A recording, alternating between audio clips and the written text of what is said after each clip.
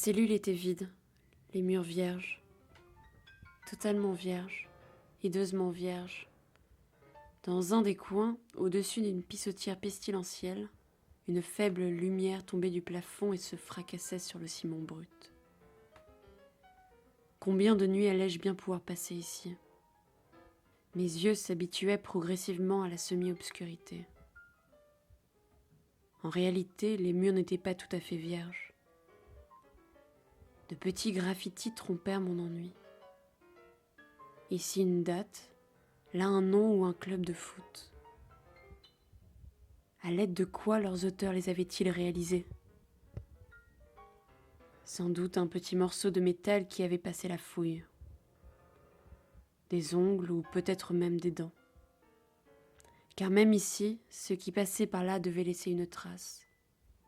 À tout prix. Avec les moyens du bord dans une cellule, avec une caméra dévisageant des acteurs, avec des mots dans des pages. Laisser une trace. Quel que soit l'outil, le principe demeure inchangé. Je suis passé par là, j'ai existé, je veux qu'on le sache. Je pensais plus que jamais à Richard III. Un cheval ne m'aurait été que peu utile, mais un livre, follement. Mon royaume pour un livre, murmurai-je assis sur ce que je devais imaginer être un lit. Mais je n'étais pas la tête d'un royaume, et il y avait peu de chances qu'un livre me parvienne. La dernière fois que je m'étais retrouvée dans une telle situation, le contexte était différent. Je savais que la nuit en cellule allait être unique, que j'allais être libérée en même temps que le soleil des griffes de l'horizon. Mais là, c'était différent. Je me figurais que la situation allait durer, des semaines, des mois, ou peut-être davantage encore. Comme j'aurais aimé avoir un livre entre les mains, un grand roman, un des grands classiques dont on repousse toujours la lecture à un plus tard, éternellement ajourné. Mieux encore, un beau livre d'art avec des illustrations, sorte d'exposition portative, de belles reproductions de tableaux du XVIIe siècle.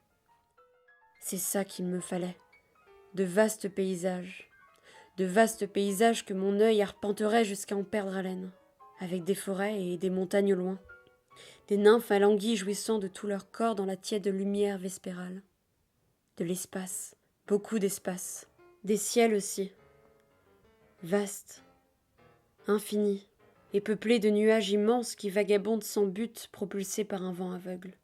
J'étais privée de liberté pour avoir trop aimé le beau, interdit de tableaux pour avoir voulu en posséder deux qui ne m'appartenaient pas. Dans le vide de ma cellule, mon imagination, suppléée par mes souvenirs, accrocha les œuvres d'un musée géant, existant quoi qu'il puisse advenir.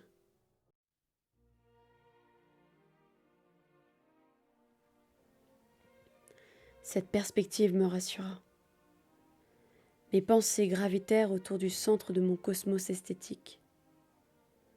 Le Braque et le Matisse qui venaient de m'être arrachés des mains par des profanateurs fonctionnaires.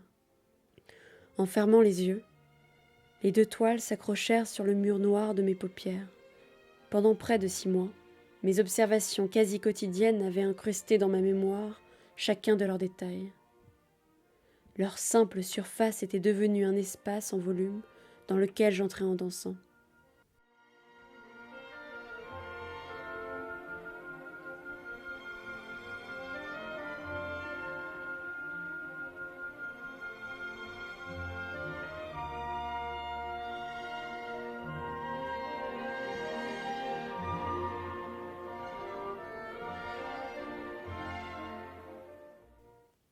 J'imaginais alors des interactions avec les personnages.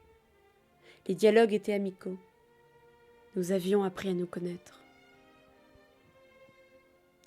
En passant près du petit personnage dans la partie droite de la pastorale, j'entendis sortir de son holos une mélodie que je n'imaginais pas faire partie de son répertoire.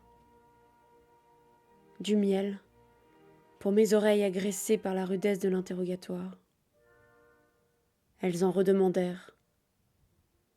Seul, posé sur le ciment froid de la cellule au beau milieu de la nuit, mes mains voulurent applaudir pour féliciter le jeune garçon nu sur l'herbe chaude.